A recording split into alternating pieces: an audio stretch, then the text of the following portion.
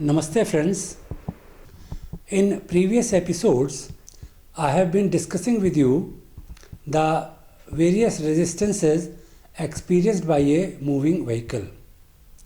We have also talked about the tractive effort that is required to overcome these resistances.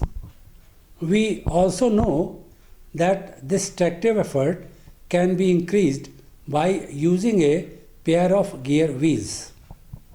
It has also been discussed that we should have more than one gear ratio to overcome the resistances experienced by the vehicle in different situations. For this, we need more than one pair of gear wheels. This is achieved by a gearbox. Gearbox accommodates different pair of gear wheels. In a particular situation, one pair of gears is engaged and motion is transferred through it. For this, suitable selector mechanism is provided.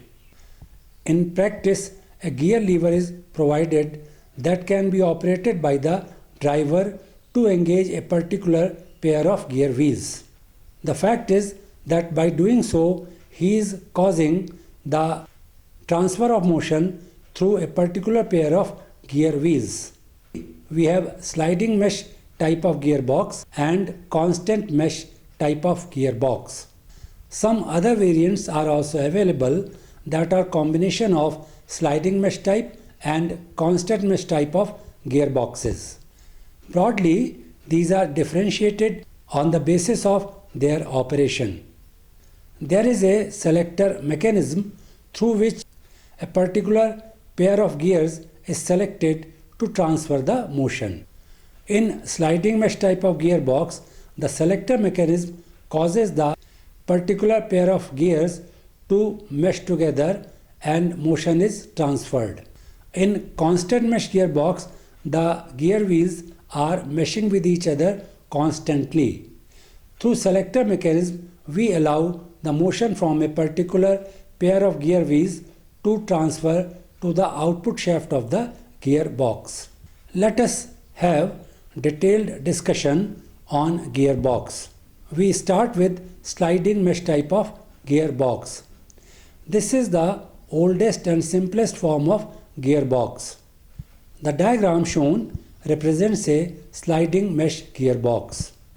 As you may notice in the diagram that we have on the left hand side the engine shaft ES.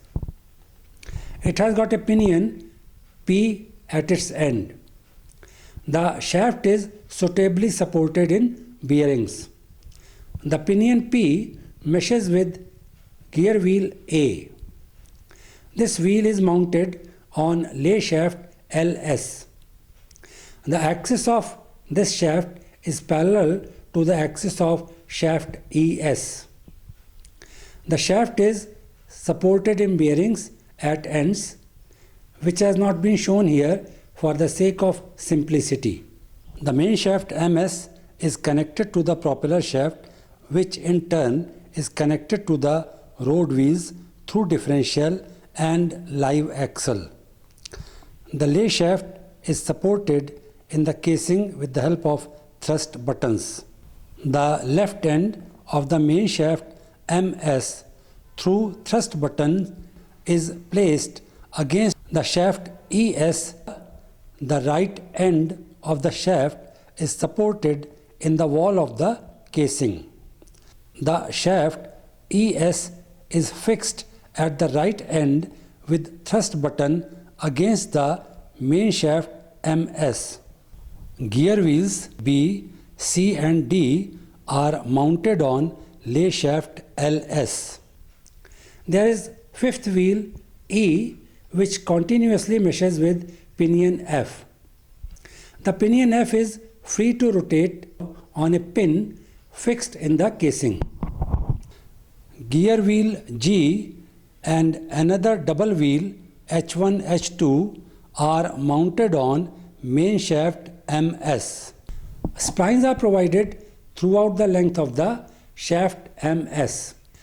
Because of these splines, gear wheel G and H1, H2 can move along the axis of the shaft, but there is no relative rotary motion between the gear wheels and the shaft. So the wheels can have movement along the axis, but the shaft rotates with the wheel. Now let us consider the working of the gearbox. This gearbox provides 4 forward and 1 reverse gear. First gear.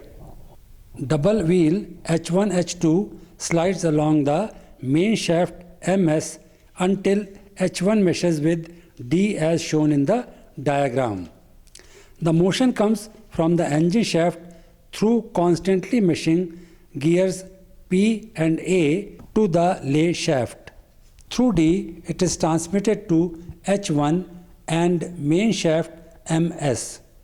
The gear ratio between the speeds of the engine and main shaft is speed of engine shaft divided by speed of main shaft is equal to number of teeth in A divided by number of teeth in P multiplied by number of teeth in H1 divided by number of teeth in D. This can be considered equal to N1.